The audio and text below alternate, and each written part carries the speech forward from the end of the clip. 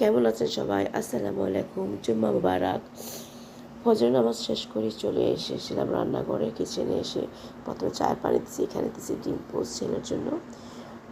একটা ডিম পোস্ট করলাম ঝটপট, পাউরুটির সাথে দিব। খুব সকাল 6টা বাজছে এখন। আর আমার এদিকে ওই পাশে চুলায় বসিয়েছি চায়ের পানি। এই যে সব রকম মশলা দিয়ে দারচিনি, এলাচ, লং, গোলমরিচ, আস্তা জিরে, কালো জিরে, এখন দিলাম চায়ের পাতি। হালকা লিকার চা হবে, মশলার চা। এটা খুবই উপকার, যারা কন্টেন্ট ক্রিয়েটার তাদের জন্য উপকারী, বয়স দিতে খুবই উপকার হয়। কণ্ঠস্বরটা খুবই ভালো থাকে। আর ঠান্ডা যাদের লেগেছে তাদের জন্য তো মহা ঔষধ।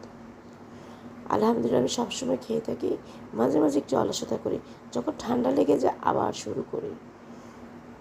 তো ভিডিওটি আমার কেমন লাগলো, যদি ভালো লেগে থাকে লাইক এবং কমেন্ট করবেন, আর আমার চ্যানেলটি অবশ্যই সাবস্ক্রাইব করে রাখবেন। এতে করে আমার নতুন করে ভিডিও আসলে আপনাদের সামনে নোটিফিকেশন পৌঁছে যাবে। তো আজকে এই পর্যন্তই। আল্লাহ হাফেজ, দেখা হবে নেক্সট কোনো ভিডিওতে। আসসালামু আলাইকুম।